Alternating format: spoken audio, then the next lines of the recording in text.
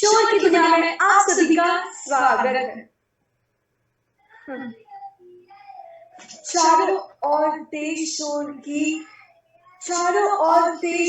कर्कशता के बीच कभी कभी आंतरिक आवाजों की मधुर ध्वनि खो जाती है।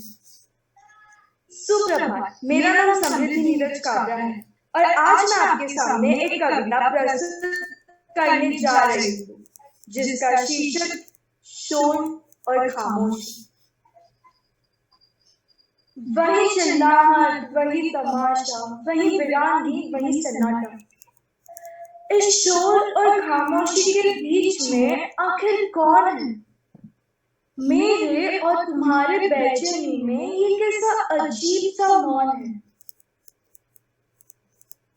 सुबह उठते ही बगल में मंदिर से टन टन टन टन और शंखनाद और मस्जिद से अल्लाहू अकबर की आजान, इन मंत्रों और यंत्रों के शोर में खुद को तलाशते।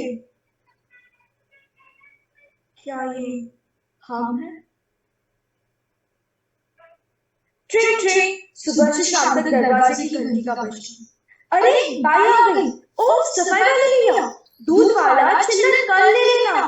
ट्रिंग ट्रिंग, फिर से कभी सिक्योरिटी गार्ड, कभी कैब ड्राइवर, कभी पेस्ट कंट्रोल, कभी कुरियर। वही आवाजें, वही मुद्दे, वही चेहरे, वही बातें, वही घड़ी की टिक टिक टिक टिक पर रेल सी दौड़ती जिंदगी का ये रोज रोज का ये हल्ला। क्या ये कम है? इस शोर और खामोशी की अहम शून्य स्थान पर हर रोज डूबते टूटते ये हम।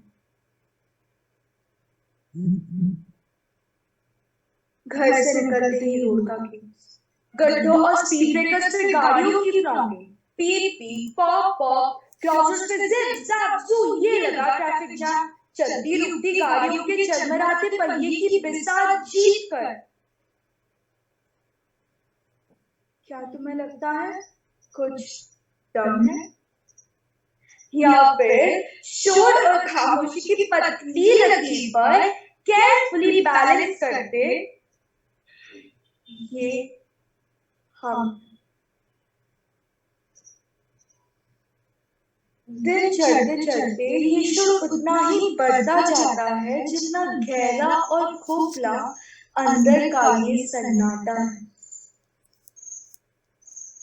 चकाचक चक चक कंप्यूटर्स पर दौड़ते keyboards, beep beep pop pop, Facebook Twitter WhatsApp के नोटिफिकेशंस, ट्रिंग ट्रिंग मोबाइल का बजना, मैसेंजर खुलते ही unwanted pics, drip drip sewage drain blogging, भ्रष्टाचार की खट्टी लकार, बॉस और टेररिज्म की फटकार। उफ उफ, ये शोर, कानों को छीलता शोर, हालातों से लड़ता शोर, ये मेरा शोर, तुम्हारा शोर, जस्टिस में प्रोटेस्ट के लिए जहां होना चाहिए वहां ना मौजूद शोर, दंगों में भीड़ चाल में जहां नहीं होना चाहिए वहां मौत की आवाज बनता ये शोर।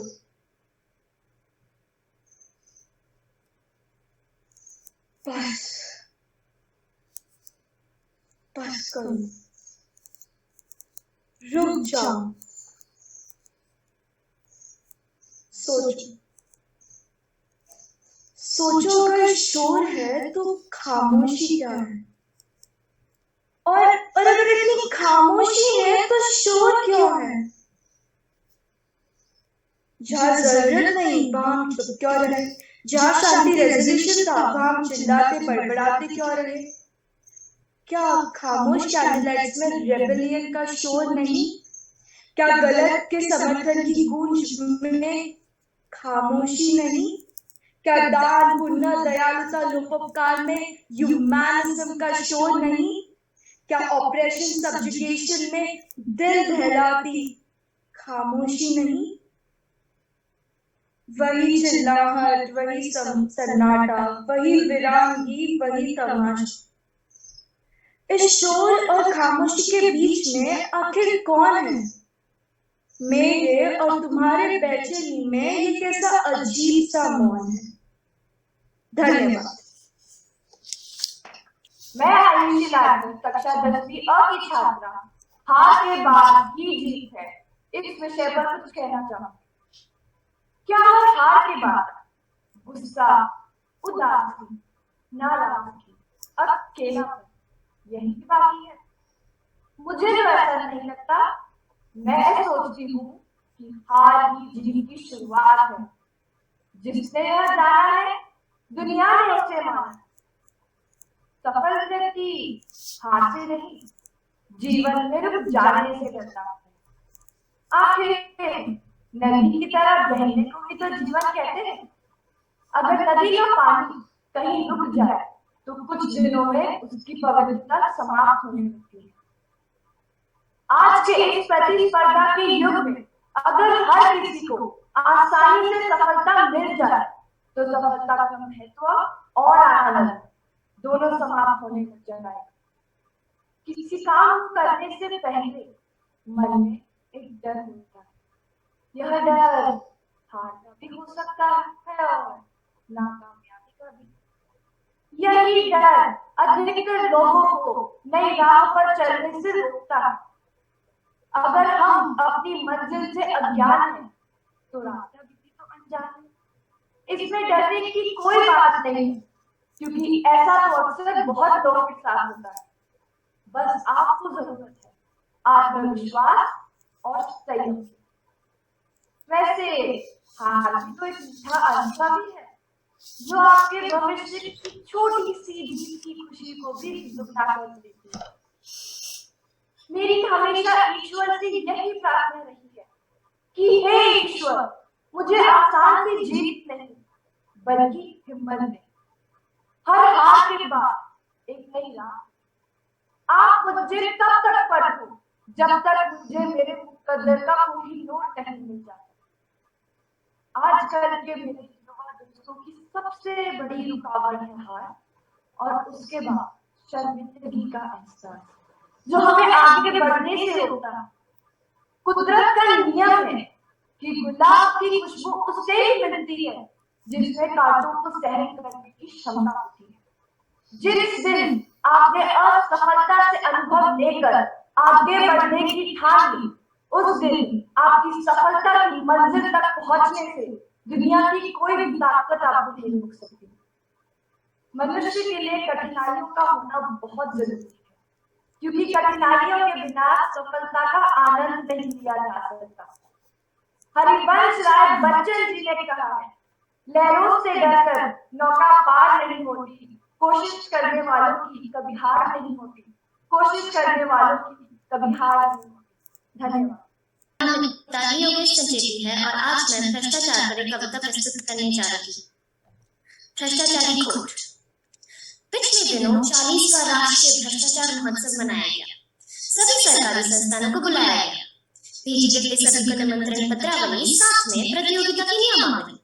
लिखा था, प्रिय भ्रष्टोदय, आप तो जानते हैं भ्रष्टाचार हमारे देश की पावन पवित्र सांस्कृतिक विरासत है, हमारी जीवन पद्धति है, हमारी मजबूरी है, हमारी आदत है।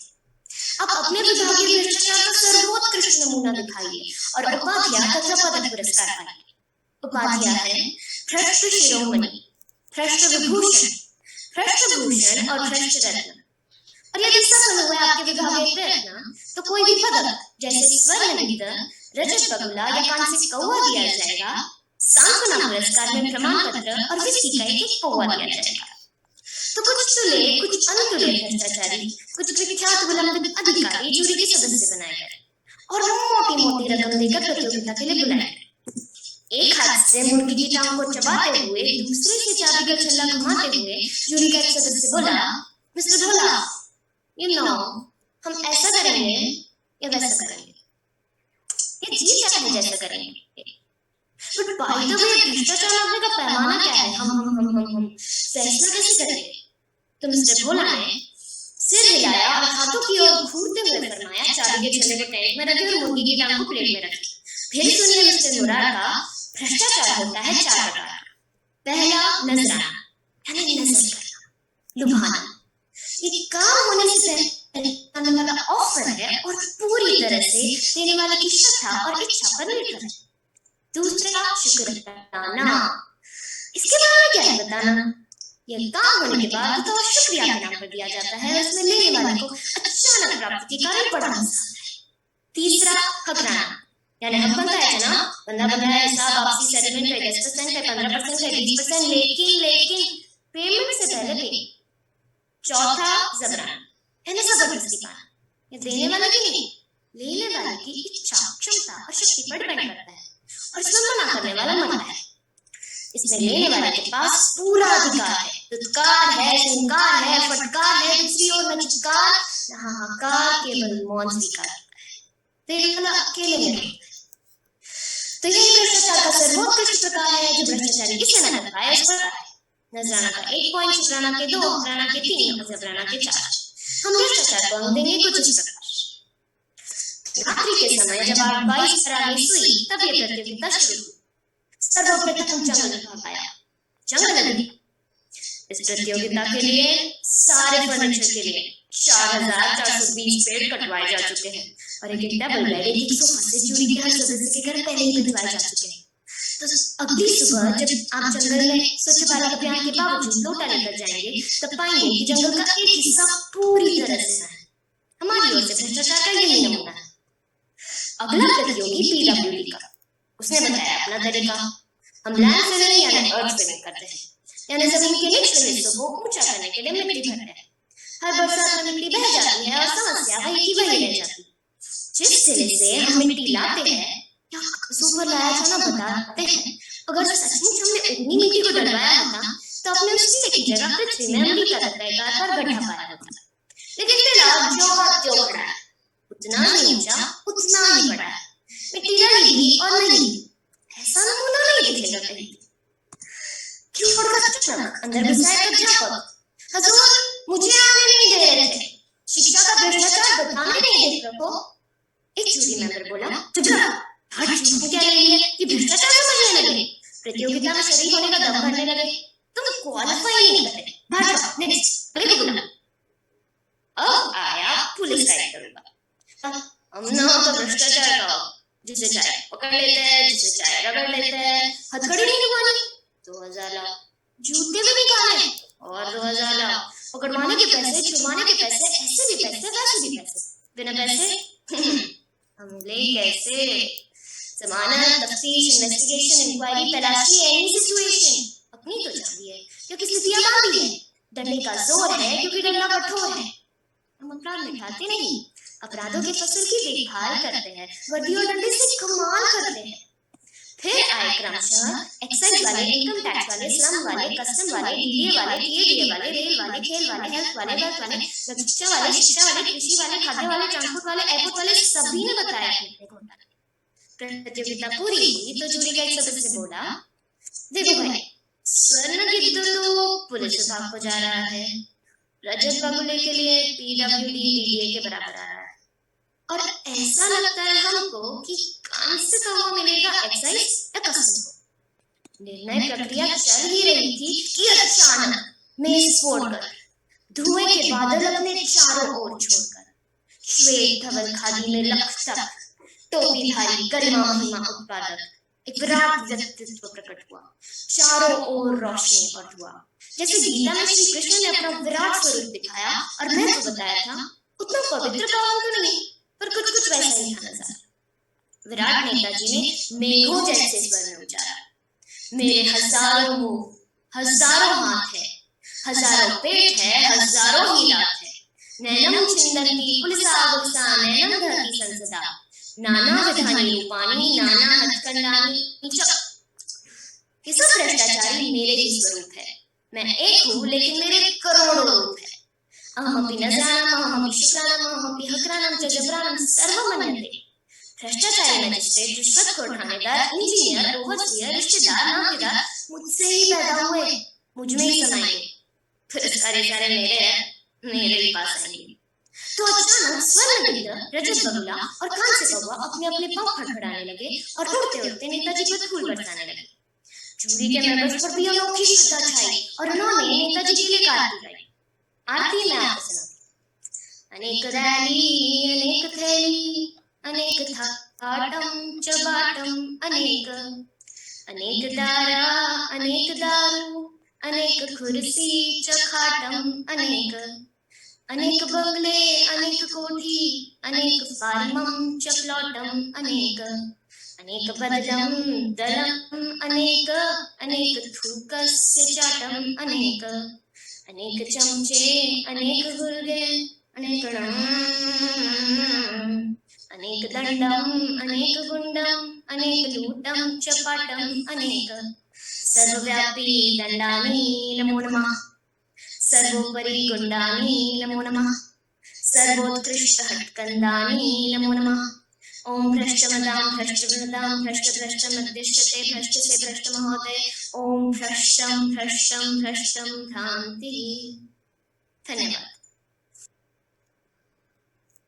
कर्मेऽधिकारस्य मा फलेषु कदाचन मा फलमहेतुर्भूः मा संगः कर्म। सुप्रभात, मैं आ रहा हूँ प्रियदर्शी व की छात्रा आज आपके सामने वक्तृत्व प्रस्तुत करने जा रही हूँ जिसका शीर्षक है कर्म किए जाओ फल की इच्छा मत कर। ये सब जो हमारी जिंदगी में समस्या है जैसे कि डर, सफलता, इन सभी का एक ही जवाब है।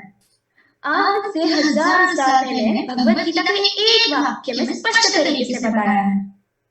समस्या क्या है ना कि हम उस वाक्य को ठीक से समझ नहीं पाए। वो वाक्य क्या है? कर्म किए जाओ और फल की इच्छा मत कर। जब मैंने इसे पहली बार सुना तो मुझे लगा यार कर्म किए जाओ फल की इच्छा मत कर, इसका मतलब ये तो बकवास है। क्योंकि आज के जमाने में हम देखेंगे तो इसका पूरा विपरीत हो रहा है। सबसे ज्यादा मेहनत कौन करता है? एक रिक्शे वाला करता है कि नहीं? लेकिन उससे फल क्या मिल रहा है? कुछ भी तो नहीं। तो खेल क्या है कि हम इस कर्म को ठीक से समझ नहीं पाए। मुझे भी समझ नहीं आया जब मैंने इससे पहली बार सुना, लेकिन इस वाक्य को जब मैंने एक एक शब्द से देखा तब समझा कि कर्म करना कैसे है। तो दोस्तों हमें कर्म सही दिशा में तभी भी सफलता प्राप्त होगी। सफलता यार भाग आगे जा रहा हूँ, कह रहे मैं 10 साल से सफलता के पीछे भागा लेकिन मुझे मिली नहीं। तो फंडा क्या है कि हमारा कर्म सही दिशा में है ही नहीं। अगर सही दिशा में होता तो समझो समझ से सुलझ गए। तो देखिए क्या है, कितना आसान, अब सारे रास्ते हो सकते हैं। सफलता जो चाहिए जितनी चाहिए जैसे चाहिए मिल सकती है, लेकिन इसी का तो लोग गलत मतलब लेते हैं। कर्म किए जाओ फल की इच्छा मत कर, इसका मतलब ये नहीं कि आपको फल नहीं मिलेगा, बिल्कुल नहीं। भगवत गीता में जब श्री कृष्ण अर्जुन को बोल रहे थे तो क्यों बोल रहे थे, किसलिए बोल रहे थे? लड़ाई को जीतने के लिए कि लड़ाई को हारने के लिए? लड़ाई को जीतने के लिए। वो इतना बड़ा युद्ध जीतने के लिए कहा है, हारने के लिए नहीं। तो देखिए काम कैसे करता है, लेकिन इससे पहले हम देखेंगे कि कर्म है क्या। तो दोस्तों कर्म 3 तरह में होता है। सबसे पहला स्तर जो है शारीरिक रूप से, इतना भी महत्वपूर्ण नहीं है। मुझसे पूछो तो मैं 100 में से 1% बोलूंगी, क्योंकि समझ तो 2 लोग हैं, दोनों एक ही कर्म कर रहे हैं, दोनों एक ही आदमी को मारा है। एक मारा अपने फायदे के लिए, दूसरा मारा है किसी और को बचाने के लिए। तो शारीरिक रूप से हम देखेंगे तो इन दोनों का कर्म एक है, लेकिन मानसिक तौर से दोनों अलग अलग कर्म कर रहे हैं। तो दूसरा स्तर होता है जो हम बोलते हैं, और तीसरा स्तर होता है जो हम सोचते हैं। और यही तो सारा खेल है। जो आप सही सोच नहीं सकता, क्या सही बोल सकता है, क्या सही कर्म कर सकता है? नामुमकिन। लेकिन जो हमें सही सोच सकता है उसका जीवन सही दिशा में जाना ही जाना है, उसको तो फल मिलना ही मिलना है। और जो फल के बारे में मांग रहे मुझे ये दे दो, मुझे वो दे दो, मुझे परीक्षा में अच्छा चाहिए, मुझे हर साल सफलता चाहिए, लेकिन आप सिर्फ मांगते रहोगे, अगर कर्म सही दिशा में नहीं होगा तो आप सबको ये मिलेगा कभी भी नहीं। लेकिन दूसरी ओर आप कुछ न मांगकर अपना कर्म सही दिशा में लाओगे तो आपको इतना सब कुछ मिल सकता है कि आपने सपनों में भी सोचा नहीं होगा। मेरे अनुभव से मैं कहती हूँ कि जब तक ये सफलता का खेल शुरू नहीं होता ना, तब तक लोगों को लगता रहेगा अरे यार इतना हो गया तो बस है, इतना हो गया तो काफी है।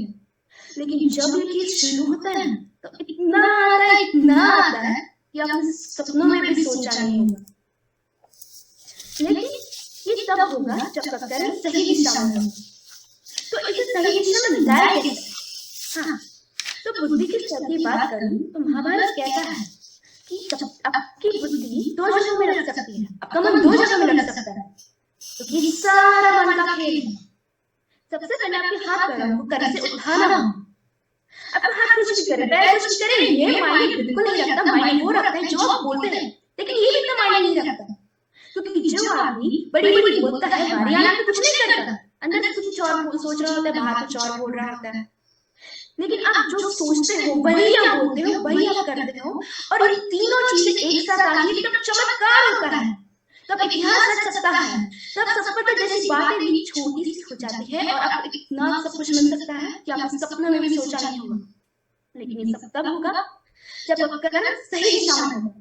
धन्यवाद।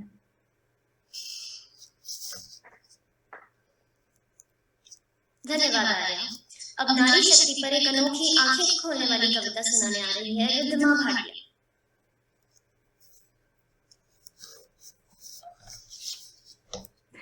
सुप्रभात आदरणीय न्यायगण, शिक्षकगण एवं मेरे प्रिय साथियों। मैं रिद्धिमा भाटिया, कक्षा 10 से राजनीति की छात्र, आज आप सभी के समक्ष एक कविता सुनाने जा रही हूँ। जैसा कि आप सबने सुना ही होगा कि दफ्तरों में जाकर बेकार और निठल्ले अधिकारी जो आराम पर बैठते हैं, उन्हें अपमानित करने के लिए चूड़ी भेंट की जाती है। तब मनुष्य अनजान होकर चूड़ी और नारी जाति का अपमान कर जाते हैं। यही नहीं, बल्कि उस कामचोर का अपमान करने के बजाय उसकी प्रशंसा कर जाते हैं, क्योंकि हिंदू धर्म में चूड़ी महिला की कलाइयों के श्रृंगार का साधन ही नहीं बल्कि देवी शक्ति का प्रतीक भी है। सदियों से सुनते आ रहे हैं कि जब मर्द कामचोर होते हैं तब एक मुहावरा कहा जाता है, अच्छा घर पे बैठे हो, चूड़ी पहन के बैठ जाओ। क्यों? तुम्हारे हाथ में चूड़ियां हैं? क्या अत्याचार है ये नारी जाति पर? एक महिला के श्रृंगार के साधन को कोई अपमान का प्रतीक कैसे मान सकता है? बहुत समय पहले औरतें घर से नहीं निकलती थी, घर पे बैठती थी, लेकिन इसलिए नहीं कि वह कामचोर थी, लेकिन इसलिए क्योंकि वह सामाजिक अपेक्षाओं के विरुद्ध नहीं जाना चाहती थी। किंतु वह समय अब निकल चुका है, बेटियां आगे बढ़ रही हैं, सफल हो रही हैं, समय आगे बढ़ चुका है, तो ये पुरानी सोच क्यों हम चूड़ियों को अपमानित करने का प्रतीक मानकर चलते हैं? क्यों हम ऐसे मुहावरे बोलते हैं? क्यों हम इस देवी शक्ति के प्रतीक को अपमान का प्रतीक मानते हैं? क्या बढ़ते समय के साथ हमारा बढ़ना जरूरी नहीं? कल हम महिला सशक्तिकरण के इस दौर में महिला की शक्ति का प्रदर्शन करने के बजाय उन्हें मर्दों से कम तो नहीं आंक रहे हैं? कहीं हम महिला को कमजोर तो नहीं बुला रहे हैं? इसी विचार पर मेरी कविता निर्धारित है। मेरी कविता का शीर्षक है चूड़ी को कमजोर न समझो। यह कविता श्री सी.के. गोस्वामी द्वारा रचित है। चूड़ी को कमजोर न समझो, चूड़ी की ताकत समझो, चूड़ी में देवी की शक्ति, चूड़ी से तुम मत उलझो। चूड़ी पहन बैठना, कहना कामचोर की है उपमा। सुन के ऐसे मुहावरे लगता नारी को सदमा। चूड़ी भेंट कभी मत करना कामचोर अधिकारी को, बेकार निठल्ले को चूड़ी अपमानित करना नारी को। पन्ना पद्मनी और अहिल्या ताकत झांसी रानी की, मर्दों से ना कम को जब बात चले कुर्बानी की। माया ममता जयललिता मीरा कुमारी सिद्धिया शीला सोनिया सुषमा सबकी सब है काबिल। तमिलनाडु यूपी दिल्ली का कामयाब राजस्थान, हुई तरक्की महिलाओं से, बढ़ा राज्यों का सम्मान। चूड़ी वाला हाथ ना होता है कमजोर और ना बेकार। पाक और भारत श्रीलंका सफल चली इनसे सरकार। प्रतीक आस्था की ये चूड़ी जब खनक खनक खनकाती है, कितनी शक्ति छिपी है इनमें ये स्मरण कराती है। आज कई महिलाएं चाहे चूड़ी ना पहनती हो, पर चूड़ी के महत्व को महिला आज भी खूब समझती है। नारी अत्याचार, शोषण, दहेज के विरुद्ध जंग लड़ती है। मर्द हो कितने शक्तिशाली, पर चूड़ी कम नहीं पड़ती है, पर चूड़ी कम नहीं पड़ती है। धन्यवाद। मेरा नाम निशा है और आज मैं आपके सामने एक कविता प्रस्तुत करने जा रही हूँ जिसका शीर्षक है सही और गलत। मेरी कमीज का रंग किसी के लिए सही होगा तो किसी के लिए मेरा पहनावा गलत, किसी के लिए मेरी चमड़ी सादी होगी तो किसी के लिए मेरा मुंह काला होगा। ये सही और गलत के बीच में क्या है, जो ना ही सही है और ना ही गलत, और सही नहीं है तो क्यों नहीं है, और गलत है तो सही क्यों लगता है। यह सही और गलत का फैसला आखिर कौन करता है। किसी को ख्यालों में बसाना सही है क्या, अगर बाहों में कोई और जो बाहों में है वो सही नहीं, तो जो ख्यालों में है वो गलत कैसे। अगर आपका दिल किसी को बार बार पुकारे जिसे पुकारना ना पाओ, तो क्या ये गलत होगा कि वो सामने आ जाए तो उसे अनदेखा करना ना व्यवहार, और वो सामने है तो क्यों है, क्या उसे पल भर के लिए भी देख लेना सही नहीं, और गलत है तो सही क्या है। ये सही और गलत का फैसला आखिर कौन करता है। अगर चोरी करने की सजा मिलती है तो दिल दुखाने की भी सजा मिलनी चाहिए। अगर अदालतों में घर तोड़ने की सुनवाई की जाती है तो घर तबाह करने की भी सजा मिलनी चाहिए। अगर अपनी जेबों को पैसों से भरना गलत है तो किसी एक इंसान को देवता जैसे पूजना सही है। अगर सियासत के नाम पर जंग करवाना सही है तो देश बेचने वालों को गलत करना गलत ही, और अगर धर्म के नाम पर बंटवारा करवाना सही है तो आजादी के नाम पर नारे लगाना गलत ही। किसी एक इंसान से दिल खोलकर प्यार करना सही है तो वो जब किसी से करता है तो मुझे सही क्यों नहीं लगता, और वो सही है तो मैं गलत की। ये सही और गलत के बीच में कुछ होता भी है क्या। जब रात की लोकल धीमी पत्ते अंधेरी स्टेशन पर आती है तो सारी औरतें उस पर लपक जाती है। एक ही डिब्बा नसीब होता है औरतों को 11 बजे के बाद। उस एक डिब्बे में सारी औरतें चढ़ जाती है। मैंने पूछा है कई दफे ट्विटर पे ऑफिशियल से, आपको क्या लगता है औरतें 11 बजे के बाद घर से ही नहीं निकलती, इसलिए ला देते हैं उन्हें बोरियों की तरह एक दूसरे के ऊपर, या आप सोचते हैं कि औरतों को घर से ही नहीं निकलना चाहिए। जवाब के नाम पर आई कुछ रीट, कुछ भारी भरकम मिसोजिनी और एक लंबी सी चुप्पी। उस चुप्पी का शोर आज तक गूंजता है संडे की दोपहर वाली खाली डिब्बे में। अगर औरत की हिफाजत करना जरूरी नहीं तो औरत का आवाज उठाना गलत है। अगर निर्भया होकर मरना गलत है तो घुट घुट कर जीना सही होगा। अगर खुदगर्जी प्यार को खत्म करती है तो उसे पैदा क्या करता है। अगर ये दुनिया वालों के हिसाब से चलती है तो हर रोज एक मजनू क्यों मरता है। अगर इश्क इबादत है तो धन के नाम पर क्यों बढ़ता है, और अगर सुकून ही चाहिए तो उससे मिलने को दिल बार बार क्यों करता है। यह सही और गलत और सही का फैसला आखिर कौन कर सकता है। धन्यवाद। सुप्रभात। आज मैं आयशा नराला कक्षा 10वीं की छात्रा वक्तृत्व कला के लिए आपके सामने अशोक चक्रधर द्वारा रचित एक हास्य व्यंग्य जंगल में चुनाव प्रस्तुत करने वाली हूँ। जंगल में चुनाव एक हास्य व्यंग्य। एक नन्हा मेमना और उसकी माँ बकरी जा रहे थे जंगल में, राह थी संकरी। अचानक सामने से आ गया एक शेर, लेकिन अब तो हो चुकी थी बहुत देर। भागने का नहीं था कोई भी रास्ता, बकरी और मेमने की हालत खस्ता। उधर शेर के कदम धरती नापे, इधर ये दोनों थर-थर कांपे। अब तो शेर आ गया एकदम सामने। बकरी लगी जैसे जैसे बच्चे को थामने। छिटक कर बोला बकरी का बच्चा, शेर अंकल, क्या तुम हमें खा जाओगे एकदम कच्चा? शेर मुस्कुराया। उसने अपना भारी पंजा मेमने के सर पे फिराया।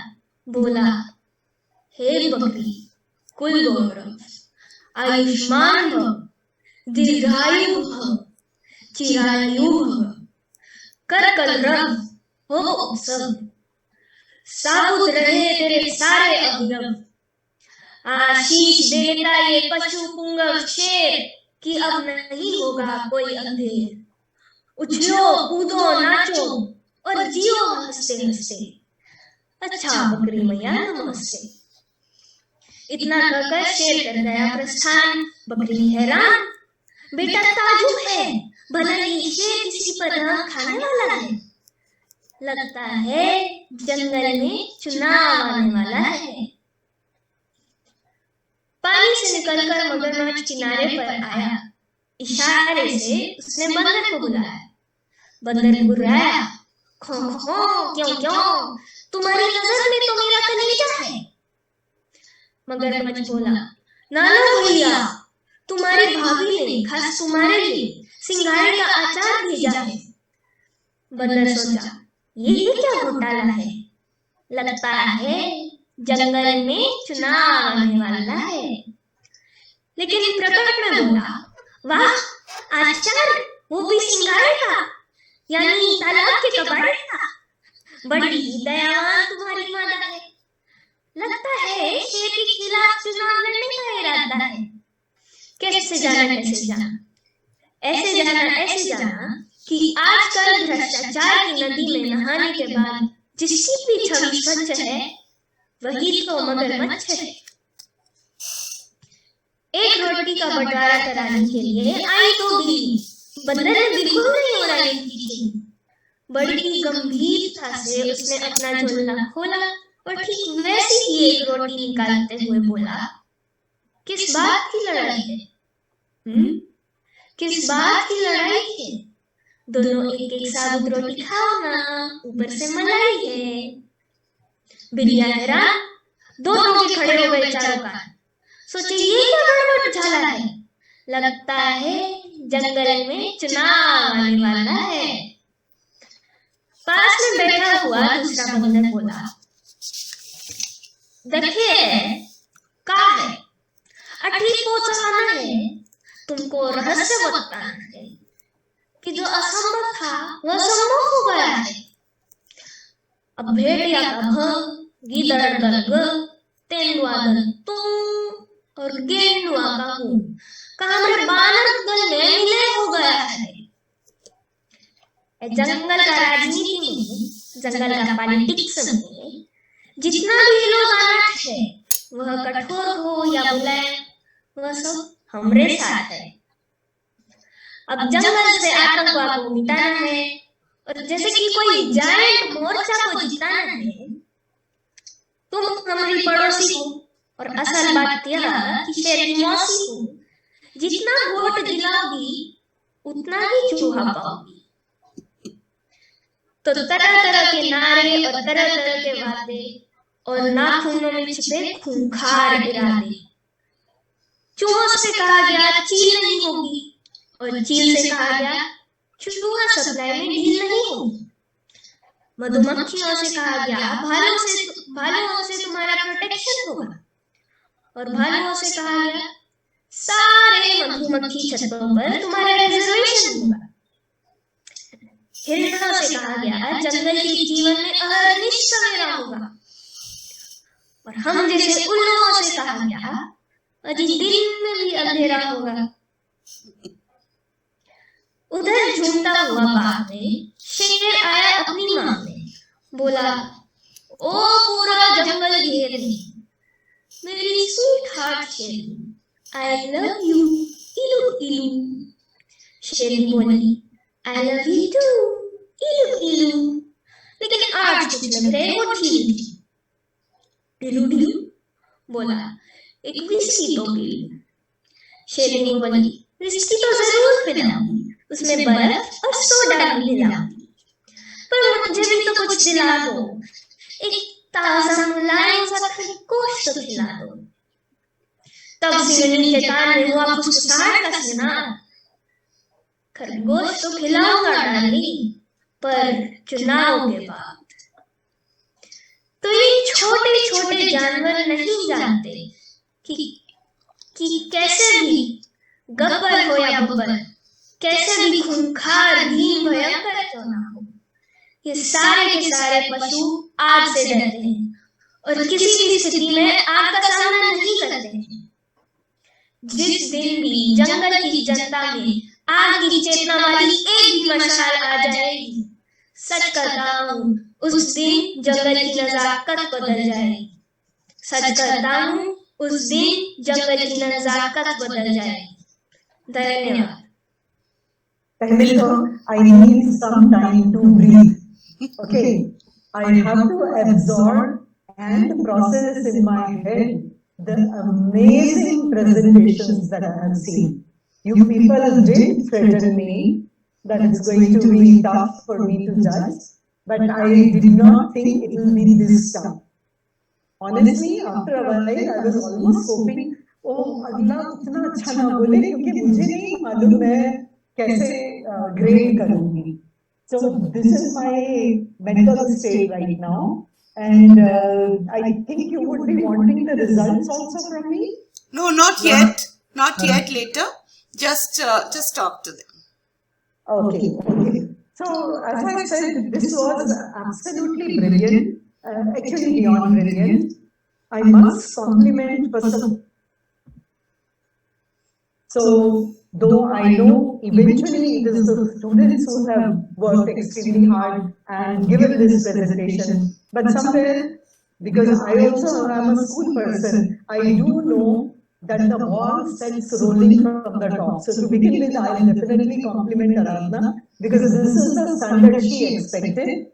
And then of course, the teachers who knew what is expected, who had the capacity to rise to this level and occasion and meet Aradhana's and school's expectations, and then eventually train the children in such a way that they met your expectations. So I think I'm talking directly to Meenu right now, because Meenu being the HOD and Meenu actually setting the bar, ऐसा तो होना ही चाहिए, इससे कम तो मैं accept ही नहीं करूँगी. So my heartiest compliments to Meenu, of course Aradhana, and then eventually the children, I mean, who have, I am sure, surpassed all your expectations, Aradhana's as well as Meenu's and whoever. Children, you were brilliant, and the selection of the topics was extraordinary. Again, whether that was in consultation with your teachers or you yourself found them, I really don't know, and it doesn't matter.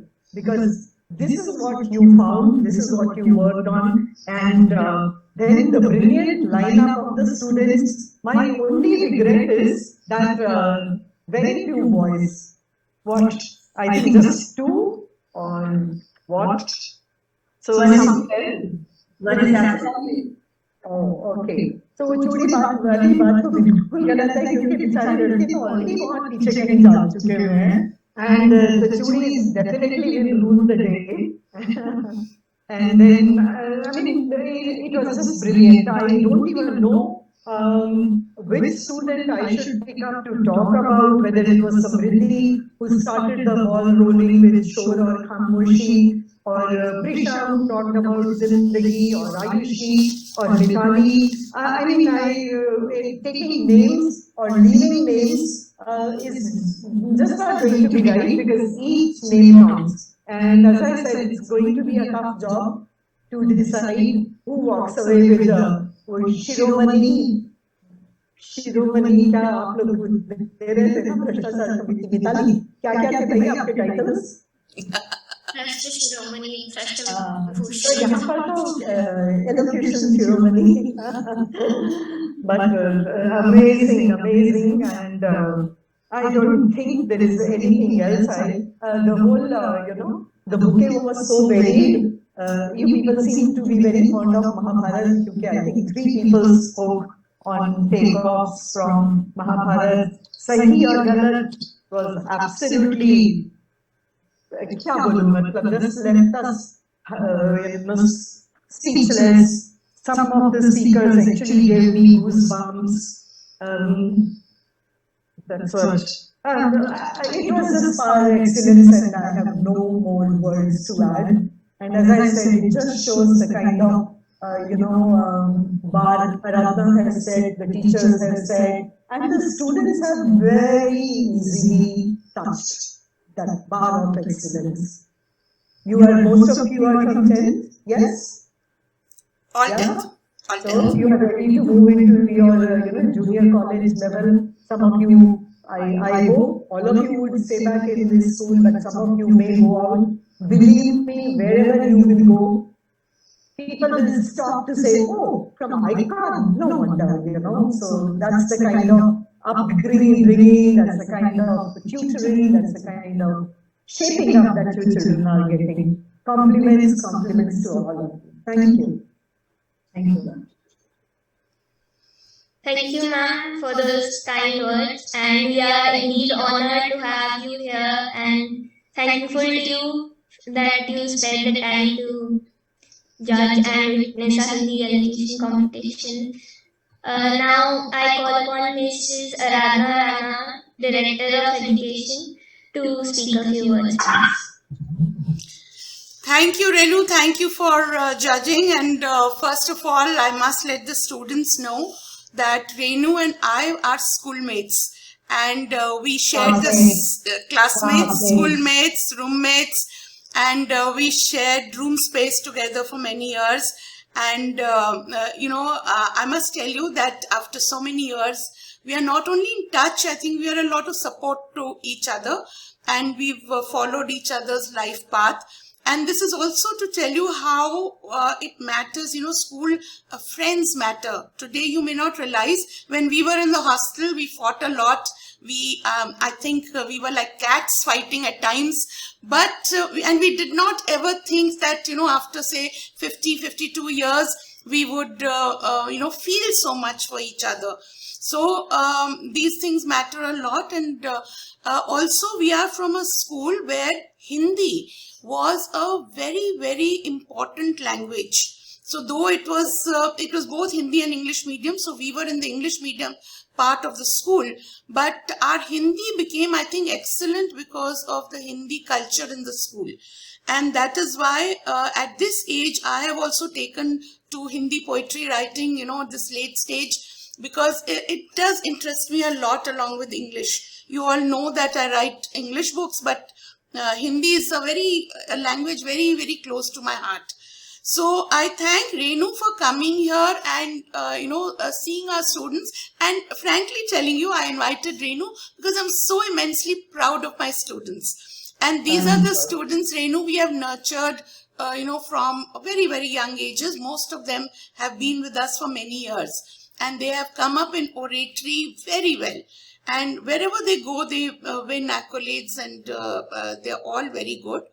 And like I always do after a competition, I go into the details, and each one I criticize very, very brutally. The choice of poems was excellent, absolutely, and so varied. So I really enjoyed it.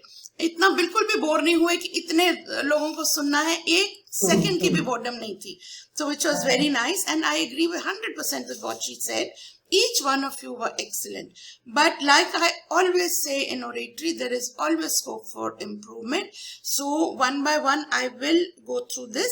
So, yeah. You were right in saying that you wanted to show off to me. Yeah. They deserved it to be showed off. You justified being showed off, and I'm glad you showed off. Okay. Yeah, and they've got I've got a wonderful mentor in Meenu. I think no doubt about it. Yeah. I mean, one spoke, two spoke. By the time the third and fourth spoke, I knew what was going on, and what was the hand behind their back. No doubt about it. That's why I said, Meenu, all compliments to you.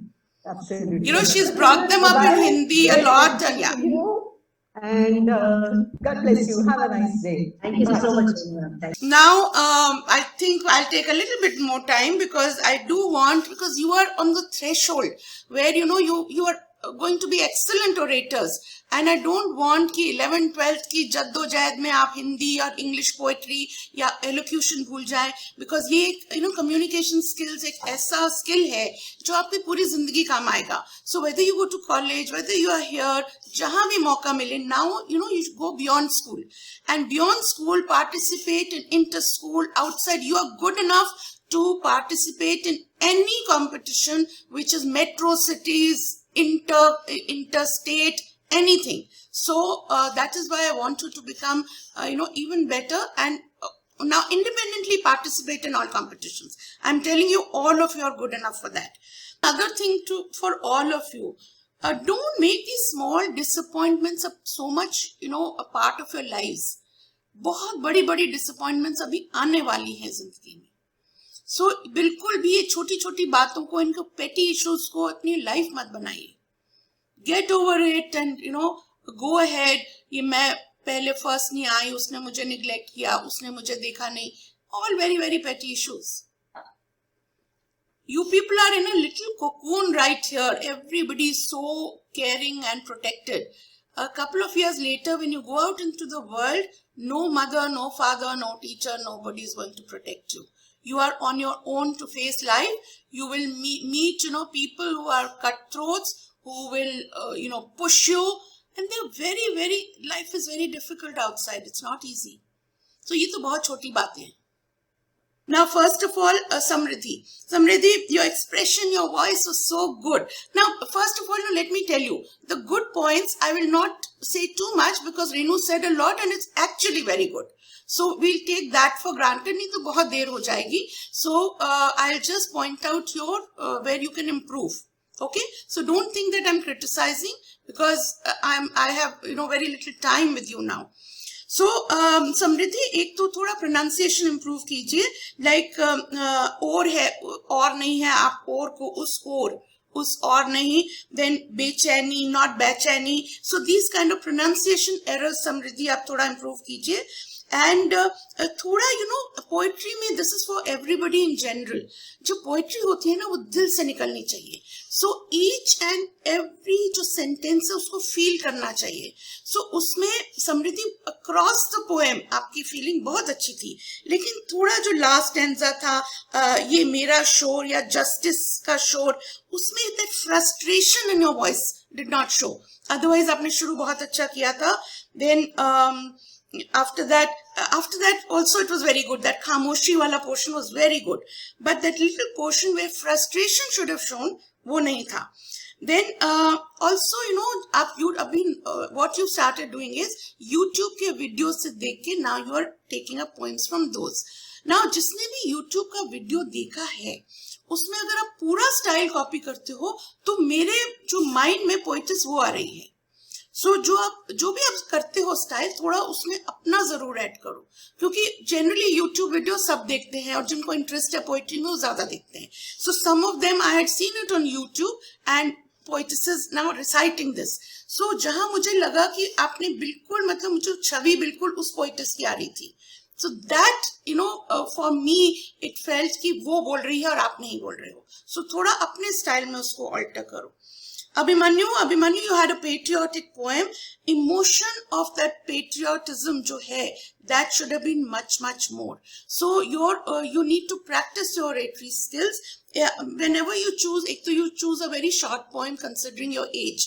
And beyond that, practice करो. I just found lack of practice in your poem because आपने feel नहीं करा उसको. Patriotism में तो goosebumps आनी चाहिए. Prisha had a philosophical poem. ना जो philosophical poem है उसमें introduction बहुत अच्छा था. Like the tone of philosophical was lacking. जब आप philosophical poem बोलते हो तो आपका जो expression है, आपके hand movements, आपका tone जो है वो ऐसा होता है कि आप ख्यालों में हो, आप उसको अंदर से feel करके आप उसे बोल रहे हो. Like जिंदगी जियो एक गीत की तरह, एक कि वो साज बन जाए. जिंदगी जियो एक गीत की तरह, कि वो सास बन जाए. So that should come from here. जो फील है पोएम की वो नहीं आ रही थी. समझाना था जिंदगी का सार. Like some things I've written, I can't write that fast. Like when you're giving advice, तुम यूं ही ना बिताओ जिंदगी, ऐसे ही तो नहीं बिताओ. जो भी पोएम के वर्ड्स हैं उनको सिंप्लीफाई करके उसकी फीलिंग अंदर डाल के वर्ड्स वो बोलने होते हैं. So when you are going into complicated words बहुत अच्छे हैं, पोइट्री बहुत अच्छी है, पर उसको आपने सिंप्लीफाई करके फील नहीं किया है, तो इसलिए जब आप बोलते हो तो वो फीलिंग नहीं आती है. So Prisha, your philosophical poem should have been, now listen to philosophers talking. वो कैसे बोलते हैं, वो अपने ड्रीम वर्ल्ड में रह के बोलते हैं. So that is the way the poem should be said. Now Ayushi, you had an inspirational poem, very good, introduction. And on the whole, it was very good expression. The introduction was very nice. The elocution piece, was too long considering the poem. Now, if you're doing a poem also, like आपने end में सिर्फ 2 लाइनें बोली कि दुनिया की कोई भी ताकत नहीं हो सकती. That poem was too short. So जहाँ भी elocution कम poem है, उसमें poetry थोड़ी सी ज़्यादा रखो, because poetry always has a better effect in elocution. तो बोलो उसको, but poetry थोड़ी सी लंबी होनी चाहिए थी. Otherwise, you're improving day by day, Ayushi. So you should, I think, practice more. Very good otherwise. Now Swara, your pauses could have been much better, because you did not pause at the right things. You recited poetry like a poetry is recited. Learn करके poetry is recited. आपको मालूम नहीं था कि कहाँ feeling end हो रही है. So जहाँ pauses आपने देने थे वो pauses ठीक नहीं, आपने दिए, लेकिन जहाँ देने थे वहाँ नहीं दिए. So now when you said shasak pravahami, now pravah is a word which is flow. It should have been shown in your voice. Pravahami. So that flow should have shown. Suraj, Chand, Chandni, Tare. Now जब आप 4 ये जो nouns साथ में बोलते हो, उसमें pauses ऐसे होनी चाहिए that each noun has an effect. So that could have been improved. Purva, your recitation was good, but your face expression did not match the recitation at all. It should your poetry, your emotion should show on the face, in your hands, in your body language, in your voice, everywhere. So now is Udan ne tujhe, na Udan should have shown in your eyes. Udan ki jo expression tha wo nahi tha. That lamba ek safar raha. That lamba. Now when you sing lamba ek safar raha, lamba ek safar raha. It doesn't have an effect. Lamba ek safar raha. See the effect in these two? So that is what is lacking. Now when you go into the last lines, एक शख्स था यहाँ, उसमें there should be a little suspense, क्योंकि आप अभी audience को क्या बोल रहे हो कि आप सोचो कौन सा शख्स था. So एक शख्स था यहाँ, इतना बोलते हो suspense रह जाता है. So these little things matter. Now फिर हुई जो रोशनी, so Roshni should be in your eyes. So now when you say अब समझ तू जो मैं तुझसे कह रहा, that is advice. So that advice should show in your voice. Now Ridhima, Shringar nahi, thoda pronunciation errors. Shringar, okay. Now I don't know this. Though you recited it very well, excellent recital. Expression was very good. Voice quality was excellent, and your voice, made my blood flow. So all that was very good. I didn't understand the poem, I don't know, maybe I'm wrong, but I always feel that churiyan pehen lena is a sign of cowardice, not laziness. So I don't know, the writer who's written it probably has thought of it differently, but it just irked me ki har ek time when you were giving the example of churiyan pehen lena, it was more coward, it's more considered churiyan to nahi pehen rakhi. You're a coward, not lazy. Mehndi लगा के हाथ रखे हुए is lazy. So that is your poem as such. I don't know where you've taken it from. So that just irked me a bit because it didn't gel. But otherwise your recitation, your body language, all that was very good. Then we come to Lovely. Lovely, your voice, your words are a little jumbled, especially the last words. They all lack clarity. Now, you had emotion in the poem, but the emotion was not placed properly. जहां emotion होनी चाहिए थी, वहां पे नहीं थी. Now, करण की व्यथा जो थी उस poem में नहीं दिखी. जो उसकी व्यथा दिखनी, जो उसका pain दिखना चाहिए था, that did not show. हालांकि you had your pain in the voice, but it was at wrong places. Tanushri, now first of all you said the opposite. विकलांग जो कर सकता है वो सर्वांग नहीं कर सकता, which is जो सर्वांग कर सकता है वो विकलांग नहीं कर सकता. If you see the recording you will see that वो opposite था. It was very well recited according to the poem. What you chose, it was very well done, but the scope of the poem was very limited. उसमें आपको अपनी कला दिखाने का बहुत scope नहीं था, पर जो किया उस पोएम के लिए बहुत अच्छा था. Lisha, expression excellent. This is one poem which went heart to heart. It from your heart to my heart to anybody's heart. Now, because I've heard it, I think on YouTube, it was again when you this particular poem, and because I know Lisha, it was exactly what she would have recited also, but it is also what the original poetess recited. So if Renu ma'am has not seen that poem, so she will not know, but otherwise if she's seen that poem, she'll somehow relate it to that poem. But in any case, the poem was so wonderful, recited from the heart. So this was the beauty of the poem that you chose. Now Vaishnavi was good introduction, good expression, pace was also good, but clarity of speech was needed. The speech had to be a little more clear. Like when you said, ha Duryodhan, bandh mujhe. That challenge was not there in your voice. जिस तरह का वो, इस तरह के जो dialogues है ना, उसमें like you imagine Krishna saying these dialogues. When you were saying these dialogues, I could imagine a villain saying it. But a god saying these dialogues, that was missing, in that. And also a lot of you, वो जो last धन्यवाद है ना, वो बहुत कम ने ठीक बोला. वो जो, when you end, don't be in a hurry to finish. Some of you said it beautifully, but धन्यवाद. This kills the poem. Coming and going has to be very, very fine. So, that thank you or dhanyavad, pay more attention to that. Arya, your introduction was beautiful, very well articulated. And Arya, you are improving tremendously. I'm seeing that graph rising, higher. And you kept the interest alive.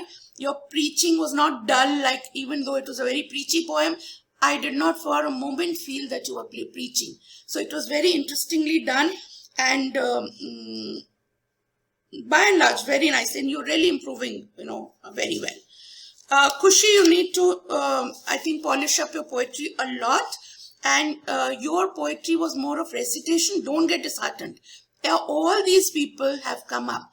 Don't ever opt out of a competition because you're not winning. If you keep trying, oratory is one skill. You keep improving throughout your life. But Khushi, you need to really work hard on your oratory skills. Aisha, this is your space. This is what you do best. So I think I have always spoken a lot about your poems. I've not said too much, but really very good, excellent as always. And what I liked was Jungle mein chunav aane wala hai. Each time she said it differently, which was very nice. Now Mithali, your sarcasm was so well depicted, and though your words were very fast, but your speech is so clear that not a word was missing. Same thing, if any other child had done it, we wouldn't have understood half of it. But each word is so crisp and so clear that a high speed did not make a difference to her poetry. And only one point that that Haklad could have been a little better. Otherwise, absolutely entertaining. Voice modulation was excellent, And if you, I'll send you all this recording. See it. The way they said thank you. She, Ridhima. These children, the way they thank, dhanyavad. Notice that. So that is the way you should say. But overall, it was absolutely a stunning performance. So very happy with class 10. Please do not give up on oratory. I made this mistake. I was an excellent orator in school.